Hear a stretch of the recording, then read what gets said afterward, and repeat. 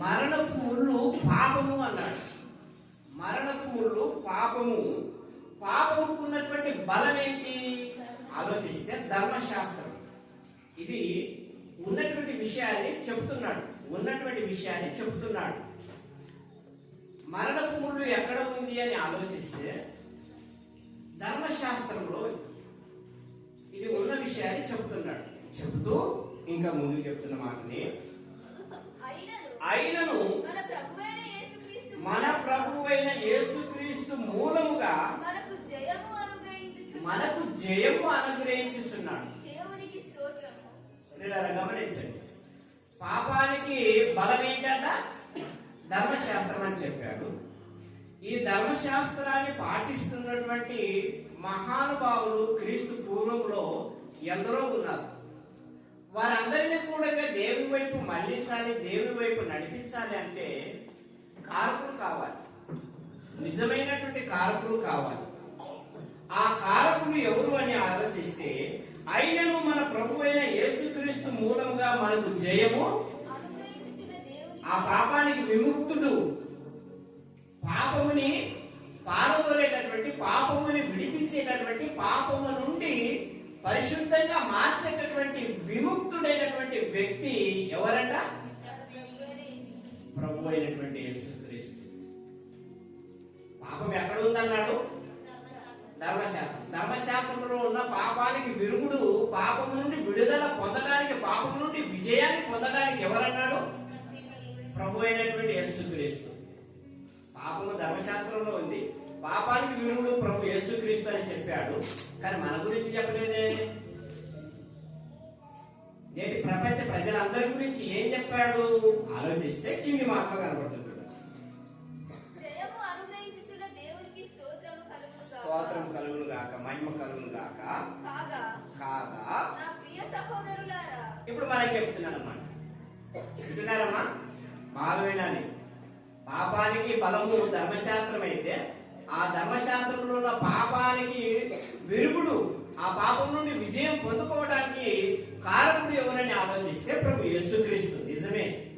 నిజమే యేసుక్రీస్తు కారకుడయ్యాడు, పాపం నుండి విడుదల కలిగించాడు, ఆ పాపాన్ని సంపూర్ణంగా కడిగేశాడు. కానీ ఆ తర్వాత మనందరికి కూడా ఒక మాట చెప్తున్నాడు. ఏమని చెప్తున్నాడు అంటే, కాగా నా ప్రియ సహోదరులారా, మీ ప్రయాసము ప్రభువునందు వ్యర్థము కాదని వెరిగి, మీ ప్రయాసము ఎలాంటి ప్రయాసము? పాపము నుండి ఎలాగైతే విజయములోనికి వచ్చారో, పాపము నుండి ఎలాగైతే మీరు విజయములోనికి వచ్చారో, పాపము నుండి విముక్తి కలిగి ఆయన సన్నిధిలోనికి వచ్చారో, లేదా చీకటిలో నుండి చీకటి విడిపింపబడి వెలుగులోనికి వచ్చారో, ఈ ప్రయాసం ఏమైతే ఉందో, ఈ కష్టం ఏమైతే ఉందో, ఈ ఆలోచన అయితే ఏముందో, ఈ ప్రయాసము వ్యర్థము కాదని ఎరిగి స్థిరులను కదలని వారు. బాగా ఆలోచించండి పిల్ల. స్థిరులైన వారు, స్త్రీలు కాదు, మరి స్థిరులైన వారు అంటే ఇప్పుడు ఒక ఇల్లు కడుతున్నాం అనుకోండి, బిల్డింగ్ కడుతున్నాం, ఒక కాంప్లెక్స్ కడుతున్నాం అనుకోండి. దానికి స్థిరంగా ఉండడానికి ఏం చేస్తాం మనము? ఒక కాలంలో వేస్తాం, ఒక ప్లేయర్ అని ఒక కాలంలో వేస్తాం. ఒక రాడు, కంకర, సిమెంట్ అన్ని బలంగా కలిపి ఒక ప్లేయర్ వేస్తాం. ఎందుకంటే ఈ ఇల్లు పడిపోకున్నట్టుగా స్థిరంగా ఉండాలి, నిలిచిపోవాలి. ఎంతవరకు నిలిచిపోవాలి? దాని టార్గెట్ ఎంతవరకు ఉందో, ఎన్ని సంవత్సరాల వరకు ఉందో, ఆ సంవత్సరాల కాలాన్ని వెలిగేటంత వరకు ఆ ప్లేయర్ ఎలా ఉండాలి? స్థిరంగా ఉండాలి. అలాగా సంఘములో కూడా, ప్రభు అయినటువంటి సంఘములో కూడా విశ్వాసులైనటువంటి స్త్రీలు కానీ పురుషులు కానీ వాళ్ళ అంతము వరకే లేదా ప్రభు రాకడ వరకే స్థిరులైన వారని చెప్తున్నాడు. ఇక్కడ స్థిరమైన వారు, గట్టిగా నిలబడేవారు.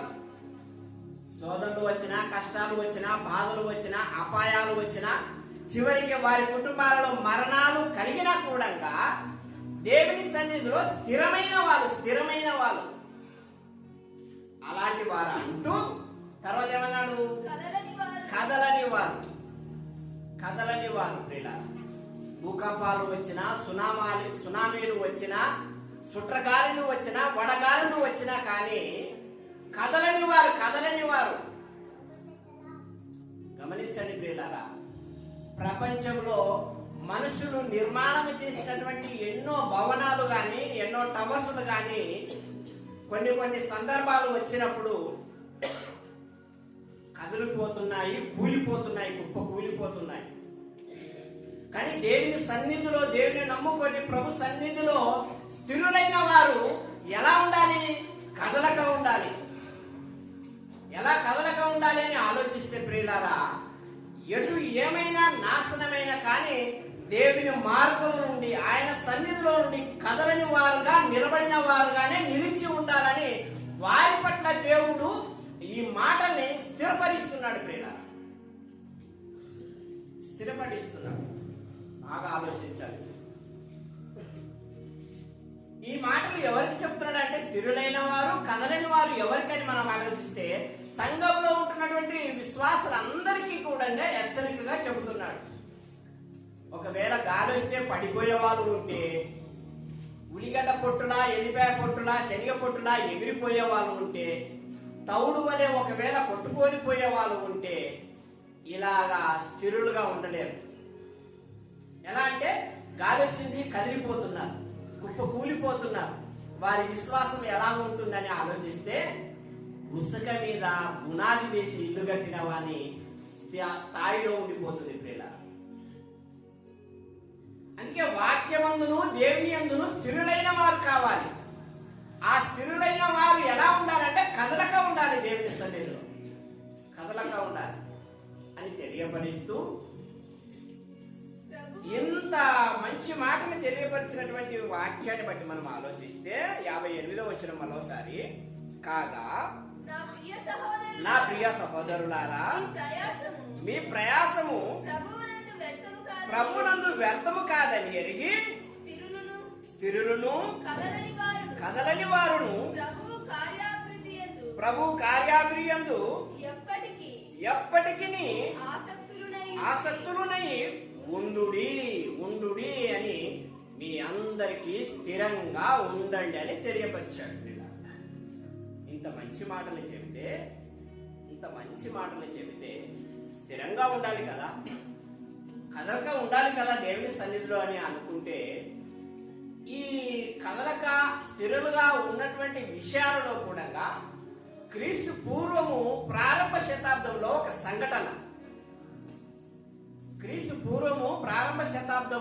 సంఘటన, ఆ సంఘటన భూమి మీద బ్రతికు ఉన్నటువంటి మనుషులు 4 ఉన్నారు. అప్పటికి ఎంతమంది ఉన్నారు? 4 ఉన్నారు. ఆ 4లో ఉన్నప్పుడే ఆ జీవిత కాలంలోనే ఒక సంఘటన జరిగింది ప్రియులారా. ఆ సంఘటన ఏంటని ఆలోచిస్తే ప్రియులారా, ఆ 4 ఎవరు అనే సంగతి మనకు తెలియాలి. ఆ సంఘటన తెలియాలంటే ఆ 4 ఎవరో మనకు తెలియాలి ప్రియులారా. ప్రారంభంలో ఉన్నటువంటి దేవుని కుమారుడు అయినటువంటి మనిషిగా నిర్మింపబడినటువంటి వ్యక్తి ఎవరు అని ఆలోచిస్తే మనందరికీ తెలుసు ప్రియులారా, ఆదాము శరీరంలో నుండి తీయబడినటువంటి ఒక స్త్రీగా నిర్మించబడి అవ్వగా రూపొందించాడు. ఎంతమంది అయ్యారు? 2 అయ్యారు. తర్వాత వారిని ఆశీర్వదించాడు దేవుడు. ఆశీర్వదించిన తర్వాత కయ్యేను, ఏబేలు జన్మించారు ప్రియులారా. 4 అయ్యారా? 4 మధ్యలో ఒక సంఘటన జరిగింది. ఇప్పుడు ఆ సంఘటన ఆలోచిస్తే ఏంటని ఆలోచిస్తే ప్రియులారా, దేవుడు తెలియపరిచాడు మనకు. ప్రారంభంలోనే ఫస్ట్లోనే మనం చూసుకున్నాం. ఏంటి? మరణపు ముళ్ళు పాపము ఉన్నటువంటి బలము ధర్మశాస్త్రం. పాపాన్ని అంగీకరించొద్దండి అని చెప్పాడు. మనం పాపాన్ని అంగీకరించొద్దండి. పాపాన్ని ఒకవేళ అంగీకరిస్తే, పాపము ఒకవేళ నీ మనసులోనికి వస్తే, నీ హృదయంలోనికి వస్తే, నీ తలపుల్లోనికి వస్తే, అది పాపము మరణపు ముళ్ళు అని తెలియపరిచాడు. కానీ 4 వ్యక్తులలో కూడా ఒక సంఘటన జరిగినప్పుడు, ఆ సంఘటనలో కూడా ఆదాము కుమారుడైనటువంటి అనేటువంటి వ్యక్తి పెద్ద కుమారుడుగా కయ్యీని యొక్క జీవితంలో ఈ పాపపు ముళ్ళు అంగీకరించాడు. ఈ పాపపు ముళ్ళుని ఏం చేశాడు? అంగీకరించాడు. ఎప్పుడు అంగీకరించాడు? ఏబేలు కయ్యీను ఇద్దరు వ్యక్తులు దేవునికి ఒక అర్పణను అర్పించారు కదా. మీ అందరికీ తెలుసు కదా, ఒక అర్పణని అర్పించారు కదా. ఆ అర్పణలో ఎవరి అర్పణ శ్రేష్టమైనది? ఏబేలు యొక్క అర్పణ శ్రేష్టమైనది. ప్రియులారా, కయ్యీను యొక్క అర్పణ ఏమైనది? అది సంఘటనతో, అది ఒక అనుమానాస్పదంగా దేవునికి సంపూర్ణంగా ఆ ఒక్క బలి, ఆ ఒక యజ్ఞముని అర్పించలేకపోయాడు. అందుకే ఆయన మనసు సంపూర్ణంగా లేనందువలన ఆయనకి ఒక సంఘటనగా ఆ ఒక అర్పణని అంగీకరించలేకపోయాడు దేవుడు. ఆ సందర్భంలో కయ్యను మనసు అనేది పాపాన్ని అంగీకరించింది.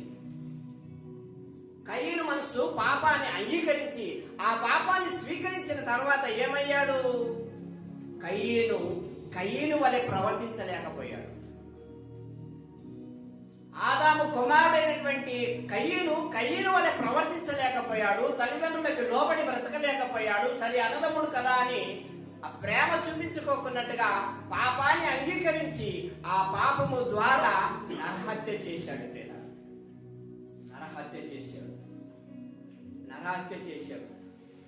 నరహత్య 10 ఆజ్ఞలలో ఒక ఆజ్ఞ. క్రీడ మీకు తెలుసు కదా, 10 ఆజ్ఞలలో ఒక ఆజ్ఞ నరహత్య చేయకూడదని చెప్పాడు. నరహత్య చేయకూడదని దేవుడు చెబితే కయ్యను ఏం చేశాడు? ఏది చేయకూడదన్నాడో, ఏది వినకూడదన్నాడో, ఏది అంగీకరించకూడదన్నాడో అదే నేను చేస్తానని చేశాడు కయ్యను. అలా చేసినటువంటి కయ్యనికి ఏమొచ్చింది అని ఆలోచిస్తే పాపం వచ్చేసి వెళ్ళిపోయాడు. ఆ పాపం ద్వారా శాపగ్రస్తుడయ్యి దేశ దిమ్మెనే తిరిగాడు. ఎన్ని ప్రాంతాలు ప్రయాణించాడో, ఎన్ని దేశాలు ప్రయాణించాడో, ఎన్ని ఊర్లు ప్రయాణించాడో, ఏ ఊర్లో ఎక్కడ అన్నం తిన్నాడో, ఎక్కడ అన్నం తినలేదు, ఎన్నిసార్లు ఉపవాసం ఉన్నాడో, ఎన్నిసార్లు పొట్ట కాల్చుకున్నాడో ఆ కయ్యని యొక్క స్వభావము కయ్యనికే తెలుసు. ప్రియులారా, ఎన్నిసార్లు ఎలుగెత్తి ఏడ్చాడో, ఎన్నిసార్లు కన్నీళ్లు కార్చి ఏడ్చాడో ఆ కయ్యని యొక్క ఆ బ్రతుకు దేశ దిమ్మలని వాక్యం చెబుతుంది. ప్రియులారా, దేశ దిమ్మరే తిరుగుతున్నాడు. ప్రియులారా, కయ్యను అలాంటి యొక్క కయ్యను అంగీకరించినటువంటి కయ్యను ఆ పాపము కయ్యను కన్నా ముందు ఎవరైనా అంగీకరించారా? పాపము కయ్యను అంగీకరించాడు కదా. కయ్యను కన్నా ముందు ఎవరైనా అంగీకరించారా? కయ్యను కన్నా ముందు ఎవరున్నారు? ఆదాము, అవ్వ, తర్వాత ఏబేలు ఉన్నారు. ఈ ముగ్గురు ఎవరైనా అంగీకరించారా? అంగీకరించలేదు. ముగ్గురు అంగీకరించలేదు. కానీ మీరు అనుకోవచ్చు, ఎందుకు అంగీకరించలేదు? సాతాను యొక్క పాములో ప్రవేశించి ఇది నిజమా అని చెప్పి అవ్వని మోసపుచ్చి అవ్వని పడగొట్టింది కదా అని మీరు అనుకోవచ్చు. కానీ అది కాదు బిడ్డ. అంతకన్నా ముందు ఎవరన్నా అంగీకరించారా? మనము బాగా మీకు బాగా అర్థం కావాలని నేను చెప్తాను. ఎందుకంటే వాక్యము లోతులోనికి తీసుకెళ్లి చెప్తూ ఉంటాను. వారి ముగ్గురు కన్నా ఇంకా ముందు ఎవరైనా అంగీకరించారా అని ఆలోచిస్తే ప్రియులారా, ఆ భూమి మీద ఎంతమంది ఉన్నారు? అప్పటికే 4 ఉన్నారు. ఆ 4 కన్నా ముందు అంగీకరించిన వాళ్ళు ఇంకా ఉన్నారా? భూమి మీద ఉన్నారా ఎవరైనా? ఎవరు లేరు. ఎవరు లేరంటే ఇప్పుడు మనం ఎక్కడికి వెళ్ళాలి? దేవుని దగ్గరికి వెళ్ళాలి. భూమి మీద 4 ఉన్నారు. 4 తప్ప 3 కావాలంటే ఎక్కడికి వెళ్ళాలి? దేవుని దగ్గరికి వెళ్ళాలి. దేవుని దగ్గర ఎవరున్నారు? దేవుని ఆరాధించేవారు, దేవుని స్తుతించేవారు, దేవుని వర్ణించేవారు దేవదూతలు ఉన్నారు. ఆ దేవదూతలు దేవుని స్మరణించాలి, దేవుని ఆరాధించాలి, దేవుని వర్ణించాలి. పరిశుద్ధుడు అని దేవుని పొగుడుతూ ఉండాలి దేవదూతలు. అలాంటి యొక్క స్థాయిలో ఉండి, అలాంటి యొక్క పొజిషన్లో ఉండి, అలాంటి యొక్క లెవెల్లో ఉన్నటువంటి దేవదూతలు, ఆ దూతలలో ఒక దూత ఈ పాపాన్ని అంగీకరించింది. ప్రియులారా, ఆ ఆ దూతలలో ఈ ఒక దూత పాపాన్ని అంగీకరించింది. ఏమని అంగీకరించింది? పాపము. ఏ పాపాన్ని అంగీకరించింది అని ఆలోచిస్తే ప్రియులారా, తన మనసులో అనుకున్న ఆ పాపమైపోయింది ప్రియులారా. భూమి మీద పిల్లలు ఉన్నారు కదా, ఆ పిల్లలకి సింహాసనం ఇస్తానని దేవుడు అనుకుంటే, ఆ సింహాసనము నీ పిల్లలకి కాదు, ఆ సింహాసనము మాకే, మా దూతలకి కావాలని తన తలంపులలో ఆలోచించుకున్నది దూత. ఆలోచించుకున్నప్పుడే దేవుడు ఆ మనసెరిగి ఆ దూతని యుద్ధము చేసి, ఆ దూత యుద్ధము చేసినప్పుడు పరలోకమందు దానికి స్థానం లేకోకున్నట్టుగా ఏం చేశాడు దేవుడు? భూమి మీదికి పడద్రోశాడు. ఎవరిని పడదోశాడు? ఎందుకు పడేసాడు? భూమికి ఎవరిని పడేశాడు? సాతాను కాదు, దేవుని దూతను పడేశాడు. దేవుని దూతని భూమికి పడవేసిన తర్వాత, భూమికి వచ్చిన తర్వాత ఆ దూత అప్పుడు తన క్యారెక్టర్ని మార్చేసుకున్నది ప్రియుల. తన క్యారెక్టర్ని, తన స్వభావాన్ని, తన స్టేట్ లెవెల్ని గొప్పగా హైలైట్ గా చేసేసుకున్నది ప్రియులారా. ఎంత హైలైట్ గా అంటే ఈ టెక్నాలజీ కూడా తనలో నుండే బయటకు వచ్చినట్టుగా అంత హైలైట్ గా పెరిగిపోయింది ప్రియులారా. దేశవ్యాప్తంగా ప్రపంచ ప్రజలందరూ కూడా, శాస్త్రవేత్తలను మొదలుకొని సాధారణమైన మనుషులందరూ కూడా ఈ టెక్నాలజీని ఏమైతే ఉపయోగించి వాడుతున్నారో ఇవన్నీ కూడా ఎక్కడికి వచ్చాయని ఆలోచిస్తే, పరలోకం నుండి పడినటువంటి దూత భూమికి పడింది కదా, భూమిని పడినటువంటి ఆ దూత ద్వారానే ఉత్పన్నమైనవి, అన్ని ప్రారంభమైనవి దాని ద్వారానే ప్రారంభమయ్యాయి. దాని ద్వారానే ప్రారంభమయ్యాయి. సంపూర్ణమైనటువంటి టెక్నాలజీని పెంచి పెంచి పెంచి పెంచి పెంచి పెంచి పెంచి ఎంతగా పెంచిందంటే మనిషిని మరణించేటంత వరకు పెంచేసింది ప్రియుల. బ్రతికించేటంతగా దేవుడు పెంచితే ఆ బ్రతుకు వద్దు అనుకొని మరణంలోనికి తీసుకెళ్లేటంత వరకు పెంచేసింది ఆ టెక్నాలజీని ప్రియుల. దూత పెంచేసి పెంచేసి చివరికి ప్రతి మనిషి, స్త్రీలోను పురుషులోను ప్రతి ఒక్క అంతరాన్ని ఉంచి మరణం యొక్క స్థాయిలోనికి తీసుకెళ్లేటట్లుగా ఈ ఒక దూత ఆ టెక్నాలజీని పెంచేసింది ప్రియుల. తర్వాత ఆ టెక్నాలజీ పెంచిన తర్వాత ఆ దూతకి ఒక స్టేట్ ఇంకా పెరగాలని ఆలోచించింది. ఏం పెరగాలని ఆలోచిస్తే దూత ఖాళీగా. దూత ఎక్కడ ఉంటే దూత? దేవుని దగ్గర ఉంటే దూత. ఇప్పుడు భూమి మీద పడిన తర్వాత దేవుని దూత ఖాళీగా. దూత ఏం కావాలి? దూత సింహగర్జన కావాలనుకున్నది, గర్జించే సింహం కావాలనుకున్నది, వేకువ చుక్క కావాలనుకున్నది, తేజో నక్షత్రమ కావాలనుకున్నది. ప్రియులారా ఆలోచించండి, ఇవన్నిటికి కూడా తన స్టేట్ లెవెల్ మారిపోతుంది ప్రియులారా, మారిపోతుంది. తన స్టేట్ లెవెల్ మారిపోతుంది. అంతటితో ముగిసిందా? ముగిసలేదు ప్రియులారా. ఇంకా కొన్ని పేర్లు పలుకుబడి ఎక్కువ కావాలనుకున్నది ప్రియులారా. కొన్ని పేర్లు, కొన్ని పలుకుబడులు ఎక్కువ కావాలనుకున్నది. నేనంటేనే, నా పేరు చెప్తేనే భయపడాలి ప్రపంచ ప్రజలు అనుకున్నది. రాత్రిపూట ఎవరైనా ప్రయాణం చేస్తున్నారనుకోండి, రాత్రిపూట ఎవరైనా ఒకరు సింగల్ గా, డబుల్ గా ఎవరైనా ప్రయాణం చేస్తున్నారనుకోండి, వెనకాల నల్లగానో తెల్లగానో ఏదైనా కనబడింది అనుకోండి, అప్పుడు ఏమైతారు వాళ్ళు? ఎంత భయపడిపోతారండి, ఎంత భయపడిపోతారు. దెయ్యం వచ్చే అని పారిపోవడం ఎంతో మంది, భయపడిపోవడం ఎంతో మంది, కింద పడిపోవడం ఎంతో మంది. కొన్ని సందర్భాలలో ఎటు ప్రయాణం చేయాలో, ఎటు ఉరకాలనో అని తోచగా కింద పడి కాలు చేతులు ఎరగొట్టుకున్న వాళ్ళు ఎంతో మంది ప్రియుల. అందుకే అలాంటి ఒక స్థితిలో కూడా హాని అడగిపోయి కూడా అకస్మాత్తుగా మరణించిన వాళ్ళు కూడా ఎందరో ఉన్నారు ప్రియుల. అందుకే తన పేరు చెప్తేనే సావాలి జనాలని అనేకమైనటువంటి రకరకాల పేర్లని ఉపయోగించుకున్నది. ఆ పేర్లన్నీ కూడా మనకు బైబిల్లో కనబడతాయి. దెయ్యమని, సాతానని, అబద్ధికుడని, జనకుడని. ఇంకా గమనించండి ప్రియులారా, అనేకమైనటువంటి కుయుక్తుల్ని ఉపయోగించుకొని తన స్టేట్ లెవెల్ని ఈ టెక్నాలజీ కన్నా హై లెవెల్ పెంచేసుకున్నది ప్రియులారా. అదే కదా ఈ కయ్యను కన్నా మొదటిగా అంగీకరించినటువంటి, పాపముని అంగీకరించినటువంటి దూత దెయ్యంగా మారిపోయింది ప్రియులారా. దెయ్యంగా మారిపోయినటువంటి దూతని దేవుడు చాలా చక్కగా తెలియపరిచి ఒక మాట చెప్పాడు చూడండి. కయ్యను యొక్క స్వభావం ఎలాంటిదో ఆది కాండంలో మనకు కనబడుతుంది కదా. మీ అందరికి తెలిసిన మాటనే. ఆది కాండము 4వ అధ్యాయము 5వ వచనాన్ని మనం గమనించుదాం.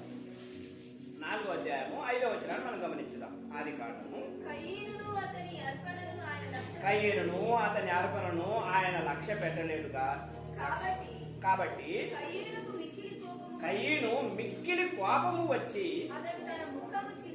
అతడు తన ముఖమును చిన్నబుచ్చుకొనగా యెహోవా కయీనుతో, నీకు కోపమేలా, ముఖము చిన్నబుచ్చుకొని ఉన్నావేమి?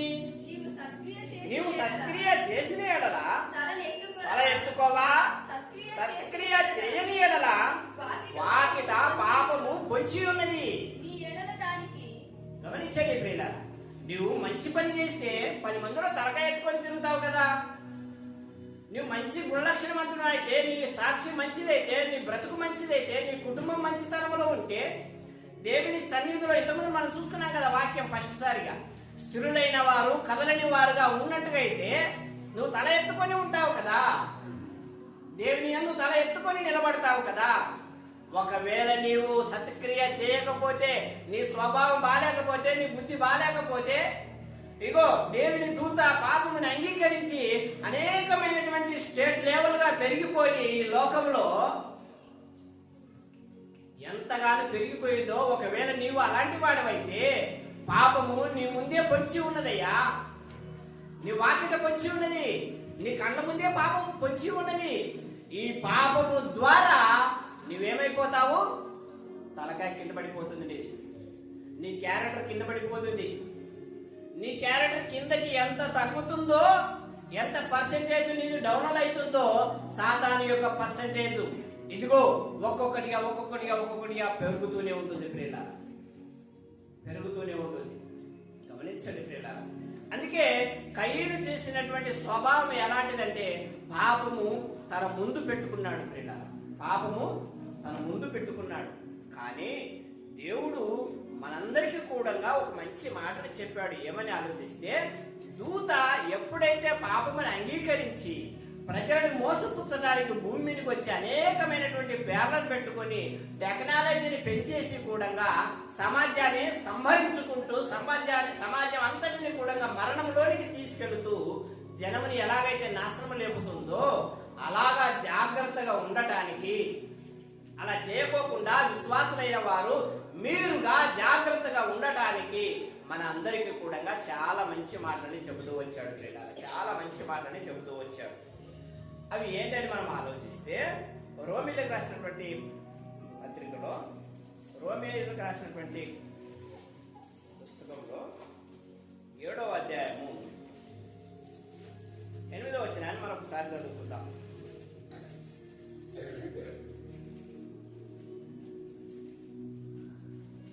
అయితే పాపము 7-8వ వచనం. అయితే పాపము ఆజ్ఞను హేతువు చేసుకొని సకల విధమైన దురాశలను నాయందు పుట్టించెను. ఏమన్నాడు ఇక్కడ? గమనించండి పిల్లలు. అమ్మ వింటున్నారా? నిద్రగానే వస్తుంది ఎవరికైనా నిద్ర వస్తే నా కాలు గుంజుతాయి. ఎందుకంటే మీ నిద్రని మేలుకొల్పి, మీ నిద్రని హెచ్చరిక చేసి, మిమ్మల్ని సరిగ్గా నిలబెట్టి, మీ మనసు దేవుని సన్నిధిలోనికి తీసుకొచ్చి, మీ మనసులోనికి వాక్యం వినిపించాలంటే ఏమైపోతాం? కొంచెం కష్టమే. అందుకే కొద్ది మట్టికి చాలా జాగ్రత్తగా ఉండాలని తెలియపరుస్తాను. ఎందుకంటే సమయం కూడా మనకి అంత ఎక్కువ లేదు. ఈరోజు తక్కువ ఉంది. లాస్ట్ టైం ఏముందప్ప? ముగింపు టైం 1 గంట వరకు. మంచిది ప్రియులారా, సంపూర్ణంగా దేవుని ఒక వాక్యాన్ని మనం గమనించుకుందాం. 8వ వచనం. అయితే పాపము ఆజ్ఞను హేతువు చేసుకొని సకల విధమైన దురాశలను నా యందు పుట్టించెను. ఆజ్ఞని హేతువు చేసుకున్నదంట. హేతు అంటే తనకిష్టమైనట్టుగా, దేవుని మాటని తనకిష్టమైనట్టుగా చేసుకున్నదంట. ఎప్పుడు ఇష్టమైనట్టుగా చేసుకున్నది? మీ అందరికి ఏమని తెలుసా? ఎప్పుడు ఇష్టమైనట్టుగా చేసుకున్నది? హెచ్చరికగా ఉండాలా మీరంతా? మంచిది. ప్రభు యేసుక్రీస్తు 40 రోజులు ఉపవాసం ఉన్నాడు. 40 రాత్రులు 40 పగుళ్ళు ఉపవాసం ఉన్నాడు. ఉపవాసం ఉండి ఆయన సేవ నిమిత్తము చివరి రోజు ముగించుకోవాలనుకున్నాడు. అప్పుడు ఆయన దగ్గరికి ఎవరు వచ్చారు? సాతాను వచ్చేసింది. ఇదిగో దేవుని దూత అనబడి భూమి మీదకి వచ్చిన తర్వాత పేర్లు మార్చుకున్నదే, క్యారెక్టర్ మార్చుకున్నదే ఆ దూత వచ్చేసి ఆయన్ని ఎక్కడికి తీసుకెళ్ళింది?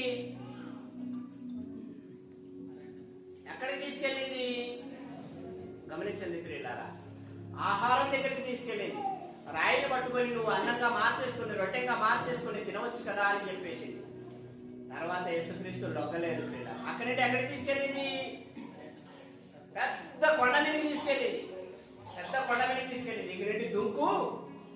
ఇక్కడి దుంకు యావదూతలు నీ కాళ్ళకి రాయి నలవపోకున్నట్టుగా ఎత్తి పట్టుకుంటారట కదా. ఇది ఆజ్ఞే కదా. ఆ ఆజ్ఞని ఏం చేసింది సాతాను? తనకు అనుకూలంగా చేసుకున్నది. యేసుక్రీస్తు గట్టు వెనుకలు దుక్కితే కింద పడితే బతుకుతాడా? ఎవరైనా బతకరు. ఆయనను కూడా ఆ మాటను ఏం చేసిందంటే ఒక ఆజ్ఞగా తనకు అనుకూలంగా చేసుకున్నది. అలాగనే కూడా ఇక్కడ ఏమని చెప్తుంది? 8వ వచనం మరోసారి రిపీట్ గా, అయితే పాపము ఆజ్ఞను హేతువు చేసుకొని సకల విధములైన అంటే అన్ని పొజిషన్లో మనుషులైన ప్రతి ఒక్కరూ కూడా దేవుని మాటని, ఆజ్ఞలుగా ఉన్నటువంటి ప్రతి మాటలని తనకు అనుకూలంగా చేసుకుంటారంట. తనకు అనుకూలంగా చేసుకొని సకల విధములైన ఏ రకమైతే నాకు అనుకూలమవుతుందో, ఏ ఒక్క మాట నేను పలికితే అది నాకు అనుకూలం అవుతుందో, ఏ ఒక్క పలుకు నేను చెబితే అది నాకు అనుకూలం అవుతుందో, ఏ రూట్లో నేను వెళితే వాళ్ళు నన్ను గద్దించకోకున్నట్టుగా నాలోనికి, నా అధీనంలోనికి ఉంటారు అన్న సంగతిని దేవుని మాటల్ని అనుకూలంగా చేసుకొని సకల విధములైనటువంటి దురాశలని వాని ఎందుకు పుట్టిస్తుందంట ప్రియులారా.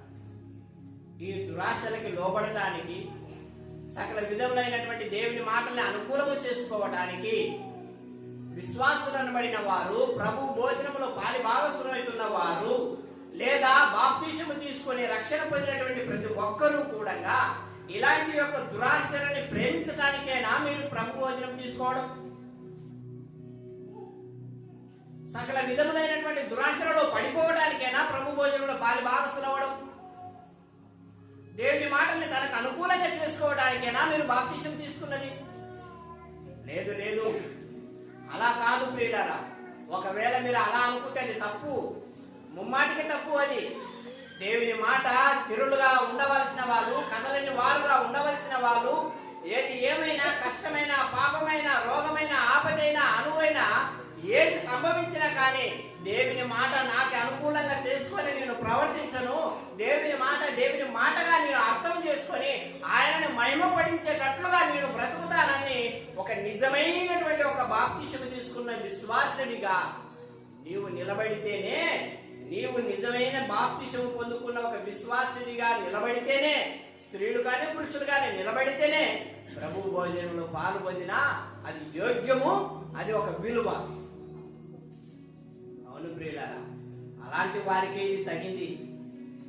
వాక్యాన్ని అనుకూలంగా చేసుకొని, ధర్మశాస్త్రాన్ని అనుకూలంగా చేసుకొని పాపముని స్వీకరించే వాళ్ళుగా ఉన్నటువంటి వ్యక్తులకి యోగ్యమైనది కాదు ప్రియులారా.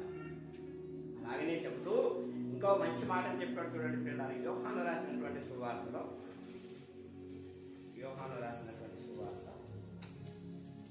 15వ అధ్యాయం 22వ వచనాన్ని మనం 15వ అధ్యాయము 22వ వచనం. యోహాను రాసినటువంటి సువార్త 15వ అధ్యాయము 22వ వచనం. నేను వచ్చి వారికి బోధింపకుండిన ఎడల వారికి పాపము లేకపోవును. ఇప్పుడైతే వారి పాపమునకు మిషలేదు.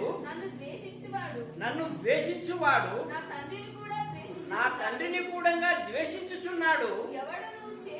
ఎవడును చేయని క్రియలు నేను వారి మధ్య చేయకుండిన ఎడల వారికి పాపము లేకపోవును. ఇప్పుడైతే వారు నన్నును నా తండ్రిని చూచి ద్వేషించి ఉన్నారంట ప్రియులారా, ద్వేషించి ఉన్నారంట. ప్రభు యేసుక్రీస్తు స్పష్టంగా చెబుతున్నాడు ప్రియులారా, ప్రభు యేసుక్రీస్తు స్పష్టంగా చెబుతున్నాడు. ఏమని? యేసుక్రీస్తుని ద్వేషిస్తున్నారంట, ఆయన తండ్రిని ద్వేషిస్తున్నారంట. అంటే హీనమైనట్టుగా పలుకులు పలుకుతున్నారన్నమాట. ఇక యేసుక్రీస్తుని తిట్టినట్లుగానే దేవుని కూడా తిట్టడము ప్రారంభిస్తున్నారంట.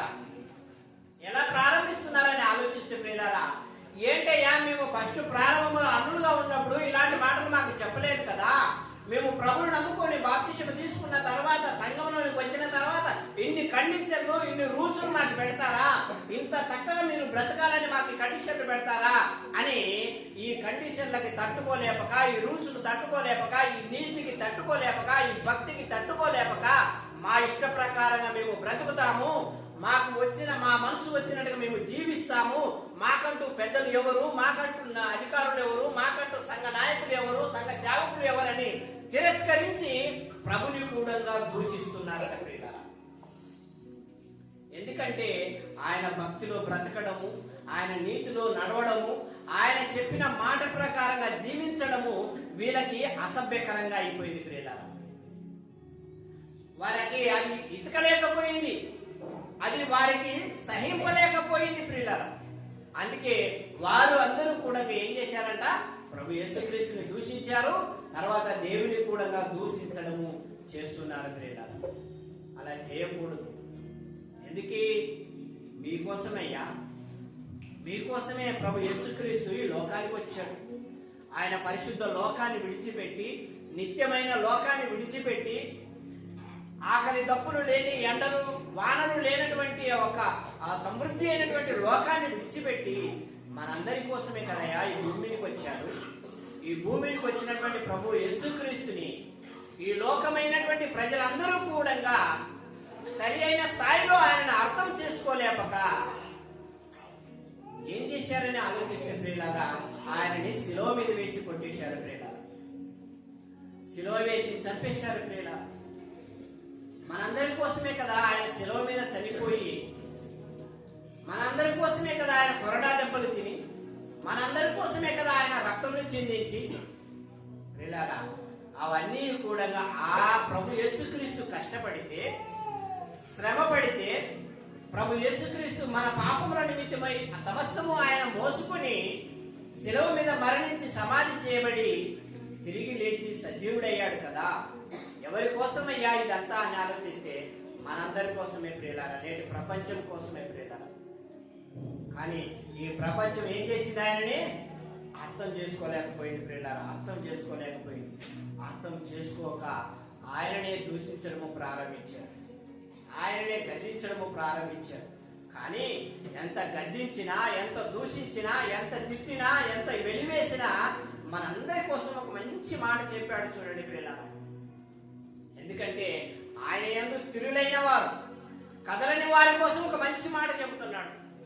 స్థిరంగా నిలబడిన వారు, కదలకోకున్నట్టుగా ఆయన సన్నిధిలో భక్తిగా, నీతిగా, నిజాయితీగా ఒక మంచి పరిశుద్ధమైన సాక్షి కలిగి బ్రతికినటువంటి వారందరి కోసం ఒక మంచి మాట చెబుతున్నాడు ప్రసంగి గ్రంథంలో.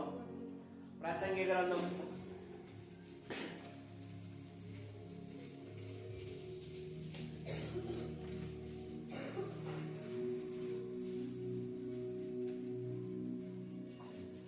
12వ అధ్యాయం, ప్రసంగి గ్రంథము 12వ అధ్యాయము మొదటి వచనాన్ని మనం గమనించుదాం. ప్రసంగి గ్రంథము 12వ అధ్యాయము మొదటి వచనాన్ని మనం గమనించుకుందాం. దుర్దినములు రాకముందే ఇప్పుడు అన్నాడు. గమనించండి పిల్లలారా, వింటున్నారమ్మా? ఎక్కడైనా బయటికి వెళ్ళిపోతున్నారా? ఇప్పుడు అన్నాడు. నిన్న నేడు నిరంతరం అన్నట్టుగా ఇప్పుడు దేవుని ఒక వాక్యం మీకు వినబడుతుంది కదా, ఇప్పుడు కూడా అవకాశం ఇచ్చి చెబుతున్నాడు పిల్లలారా. దుర్దినములు రాకముందే ఇప్పుడు వీటి యందు నాకు సంతోషము లేదని నీవు చెప్పు సంవత్సరములు రాకముందే తేజస్సునకు సూర్య చంద్ర నక్షత్రములకును చీకటి కమ్మకముందే వాన వెలిసిన తర్వాత మేఘములు మరలా రాకముందే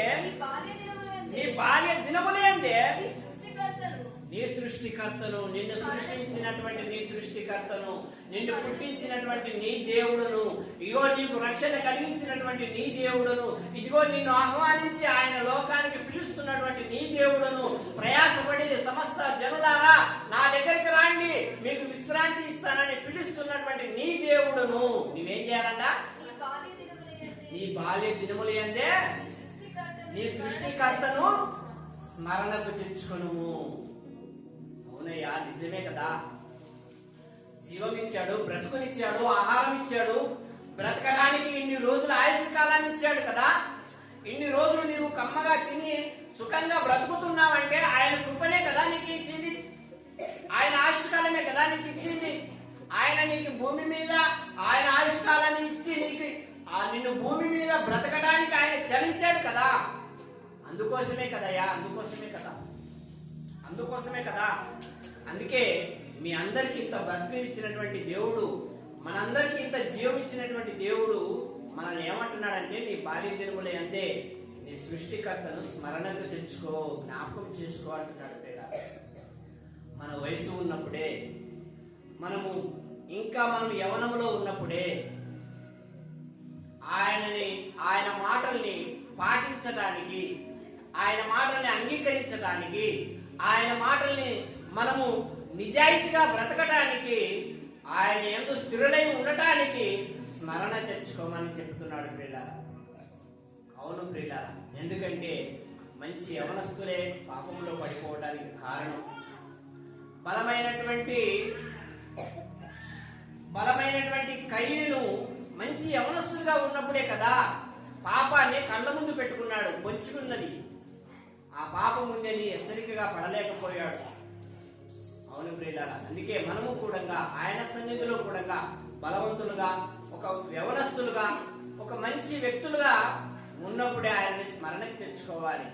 మన ప్రవర్తన యందు ఎలా ఉండాలి, మన బుద్ధి యందు ఎలా ఉండాలి, మన ఆలోచన యందు ఎలా ఉండాలి, మన తలంపు యందు ఎలా ఉండాలి, ప్రతిదీ కూడా మనం మాట్లాడుతున్నప్పుడు, మనం ప్రవర్తిస్తున్నప్పుడు, మనం ఏ విషయంలో కూడా వెళుతున్నప్పుడు కూడా మనమంటూ ఒకరికి మాదిరికరంగా ఉండాలి. మనమంటూ ఒకరికి నీతిగా, భక్తిగా బ్రతుకుతున్నటువంటి వ్యక్తిగా, ఒక కుటుంబంగా మాదిరికరంగా ఉండాలి ప్రియులారా. మనల్ని చూసి మన వెనకాల ఇంకొకడు వచ్చి నేర్చుకునేటట్లుగా ఉండాలి. ఒకవేళ మన భక్తే లేకపోతే, మన నీతే లేకపోతే, మన బుద్ధే పాడైపోయిన బుద్ధిగా ఉంటే, మన ప్రవర్తననే చెడు ప్రవర్తనగా ఉంటే మన వెనకాల ఎవరు వస్తారో, మనము బ్రతికినట్టుగా, మనము జీవించినట్టుగా మాదిరికరంగా మరొకరు ఎవరు జీవిస్తారు ప్రియులారా. అందుకే దేవుడు చెప్తున్నాడు కదా, నీ సృష్టికర్తను స్మరణకు తెచ్చుకో. నీ సృష్టికర్త ఎలాంటి వాడు, నీ తండ్రి అయినటువంటి దేవుడు ఎలాంటి వాడు, ఎలా జీవించాడు, ఎలాంటి వారు కావాలనుకున్నాడు దేవుడు అన్న సంగతిని హెచ్చరిక చేస్తున్నాడు ప్రియులారా, హెచ్చరిక చేస్తున్నాడు. అందుకే దేవుడు చెప్పినటువంటి మాటల్ని మనం గమనిస్తే 3వ వచనాన్ని మరొకసారి చదువుకుందాం. 3వ వచనం, ఆ దినమున ఇంటి కావలివారు వణుకుదురు, బలిష్ఠులు వంగుదురు, విసురువారు కొద్దిమంది అగుట చేత పాని చాలించుకొందురు, కిటికీలలో గుండా చూచువారు కానలేక యుందురు. అవును ప్రియులారా, దుర్దినాలు అంటే ఆలోచించండి ప్రియులారా. ప్రారంభంలో దేవుడు సృష్టించాడు కదా, ప్రతి 1, 2, 3, 4, 5, 6 దినాలుగా సృష్టించాడు కదా. ఈ 6 దినాలను మంచివన్నాడా, చెడ్డవన్నాడా? అర్థమైందా అండి?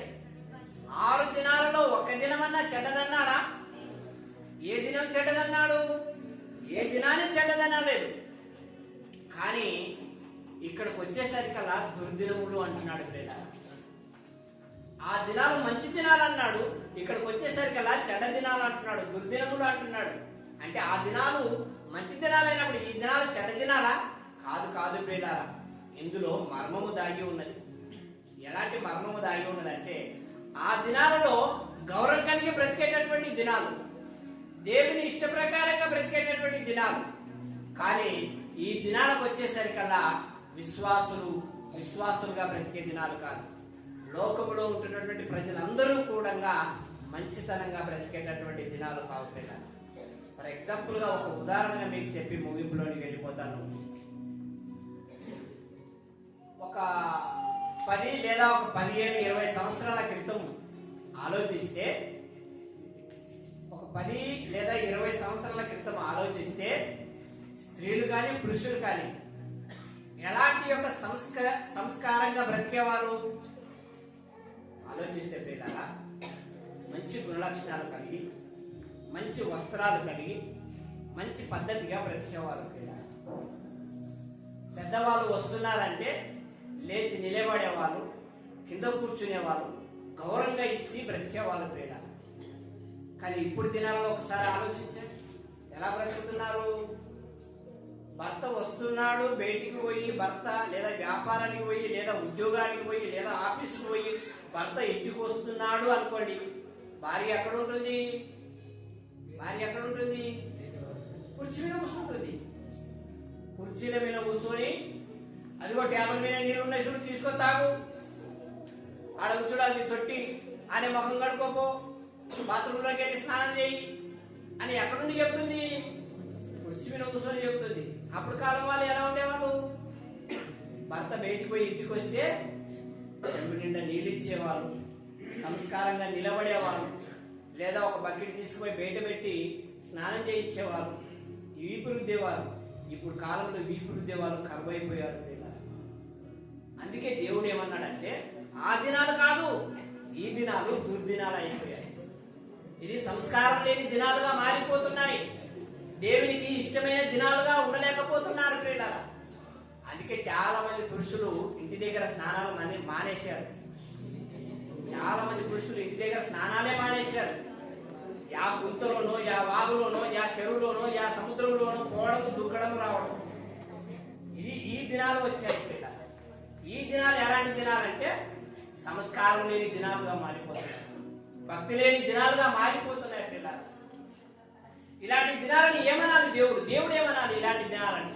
ఒక్కసారి మీరు ఆలోచించండి. 20 సంవత్సరాల క్రితం ఎలా ఉండేది? మంచి మాటలుగా చెప్పేవారు పెద్దవాళ్ళు. వాళ్ళు దేవుడిని నమ్ముకోలేకపోయినా మంచి భక్తిగా బ్రతికేవాళ్ళు పిల్లలు. కానీ ఈ దినాలు ప్రతిరోజు మీ వెనకాల పడి, లేదా ప్రపంచ వ్యాప్తంగా క్రైస్తవుల వెనకబడి సేవకులు చెబుతూ వస్తున్నప్పటికీ కూడా, అయ్యా ఇలా బ్రతకవద్దు, ఇలా బ్రతకాలి, ఇలా జీవించండి, ఇలాగ భార్య భర్తలు చిన్న సమస్యలు వస్తే సంస్కారంగా సరిదిద్దుకొని బ్రతకండి అని మీ వెనకాల ప్రయాసపడి చెప్పినా నిలబడలేకపోతున్నారు. ఎందుకంటే సంస్కారం లేని దినాలుగా మారిపోతున్నాయి, భక్తి లేని దినాలుగా మారిపోతున్నాయి, కుటుంబంలో సమాధానంగా ఉండేటటువంటి దినాలుగా లేకపోతున్నారు పిల్లలు. ప్రతిరోజు అసమాధానముతో నిండుకొని ఉన్న దినాలుగానే కనబడుతున్నాయి. అందుకే దినాలు ఏమన్నాడంటే దేవుడు, ప్రారంభ దినాలు మంచివి అన్నాడు. రాను దినాలలో ఉన్నటువంటి దినాలు మంచివే, కానీ దినాలలో ఉన్నటువంటి క్యారెక్టర్ మారిపోతుంది, దినాలలో ఉన్నటువంటి సంస్కారం మారిపోతుంది, దినాలలో ఉన్నటువంటి భక్తి భావనము మారిపోతుంది ప్రియులారా. అందుకే దుర్దినములు అని తెలియపరిచాడు ప్రియులారా. ఈ దుర్దినములు రాకముందే వీటి యందు నాకు సంతోషము లేదని నీకు చెప్పు. సంవత్సరములు రాకముందే, సంవత్సరాలంట ప్రియులారా, దినాలే కాదు ఇంకా సంవత్సరాలు కూడా ఉన్నాయంట. ఇప్పుడున్న ఈ టెక్నాలజీని బట్టి మనము ఇంతవరకు ఉన్నాం. ఇంకా రాబోతున్నటువంటి టెక్నాలజీలో, ఇంకా రాబోతున్నటువంటి కాలాలలో మన దగ్గర డబ్బు కనబడుతుంది, కానీ అప్పుడు డబ్బే కనబడదు ప్రియులారా. అప్పుడు రూపాలు అనేదే కనబడదు. ఎలా కనబడుతుంది రూపాలంటే? నంబర్ల ప్రకారంగానే కనబడుతుంది, కానీ దుడ్లు మనకు కనబడవు. లోటు నీ దగ్గర ఉండదు, చిక్కలు నీ దగ్గర ఉండవు, నంబర్లు మాత్రమే ఉంటాయి, కార్డు మాత్రమే నిలబడుతుంది. ఒక కార్డు మీద నీ బ్రతుకును నడిపించుకోవాలి, ఒక నంబర్ల మీద నీ బ్రతుకును నడిపించుకోవాలి. రాబోతున్నటువంటి టెక్నాలజీ దుర్దినాలుగా మారిపోతున్నాయి. దుర్దినాలలో బ్రతుకుతున్నటువంటి క్రైస్తవులారా, మీరందరూ చాలా జాగ్రత్తగా ఉండాలి, హెచ్చరికగా ఉండాలి, నీతిగా బ్రతకాలి, భక్తిగా బ్రతకాలి. నీ జీవితం ఎలా ఉండాలంటే, దేవుడి ముందు నువ్వు నిలబడితే దేవుడే వచ్చి నిన్ను హబ్బుకునేలా ఉండాలి ప్రియులా. నీ జీవితము దేవుడే వచ్చి హబ్బుకునేలాగా ఉండాలి, హత్తుకునేలా ఉండాలి, అంగీకరించుకునేట్లుగా ఉండాలి, కౌగిలించుకునేటట్లుగా ఉండాలి ప్రియులా. వ్యాపారం వెళ్ళి నీకు ఇంటికి వస్తే నీ కుమార్తెనో నీ కుమారుడో చిన్న పిల్లలు నీ దగ్గరకు వస్తే నువ్వు ఎలా ఎత్తుకుంటావు? అలా ఎత్తుకునేటటువంటి బుద్ధి కలిగి ఉండాలి నీవు. అలాంటి మనస్తత్వం కలిగి ఉండాలి నీవు. యోహాను రాసినటువంటి సువార్త 3వ అధ్యాయం 3వ వచనాన్ని చూసుకొని మనం ముగింపులోకి వెళ్ళిపోదాం. యోహాను రాసినటువంటి సువార్త 3వ అధ్యాయం 3వ వచనాన్ని మనం చదువుకుందాం. అందుకు యేసు యోహాను రాసినటువంటి సువార్త 3వ అధ్యాయం 3వ వచనాన్ని మనం గమనిస్తే, అందుకు యేసు అతనితో ఒకడు కొత్తగా జన్మించితేనే గాని అతడు దేవుని రాజ్యమును చూడలేడని నీతో నిశ్చయముగా చెబుతున్నాను. దేవుని రాజ్యం కావాలనా? దేవుని రాజ్యాన్ని చూడాలనా? మీరు చూడాలనుకుంటే, కావాలనుకుంటే, ఆ రాజ్యమే నా సొంతం అనుకుంటే ఆయన సన్నిధిలో ఈ దుర్దినాలలో మేలుకోగలిగి బ్రతకండి. జాగ్రత్తగా బతకండి. దేవుని సంఘములో ఒక ప్లేయర్ వలె, ఒక కదలని వారి వలె, ఒక స్థిరులైన వారి వలె మీ జీవితాలు మీ అంతము వరకే నిలిచి ఉండండి. మిమ్మల్ని దేవుడే వచ్చి ఎత్తుకుంటాడు. స్థిరులై ఉంటారా? ఆలోచించండి పిల్లరా. అందుకే దేవుడు చాలా స్థిరులైన వారి కోసం ఎంత ప్రయాసపడుతున్నాడంటే ఆయన పరలోకం నుండి కన్ను రెప్ప వాలకోకున్నట్టుగా, కళ్ళు కూడా ఇలా ముయ్యకోకున్నట్టుగా రాత్రి పగలు ఎదురు చూస్తున్నాడు పిల్లరా. స్థిరులైన వారి కోసం, కదలని వారి కోసము, భక్తిగా ఉన్న వారి కోసము, నీతిగా జీవిస్తున్నటువంటి వారి కోసము ఆయన ఎదురు చూస్తున్నాడు. పాపములోను ఇగో పాపాన్ని అంగీకరించినటువంటి దూత క్యారెక్టర్లుగా మారిపోతున్న వారి కోసం ఆయన కన్నురెప్ప వాల్చకోకున్నట్టుగా చూడడం లేదు ప్రియులారా. వారి కోసం ఎదురు చూడడం లేదు ప్రియులారా. చాలా జాగ్రత్తగా ఉండాలని తెలియపరుస్తూ చిన్న వాక్యాన్ని ముగిస్తూ ప్రభు భోజనంలోకి వెళ్ళిపోదాం. వాక్యం కోసం చిన్న ప్రార్థన చేస్తాను.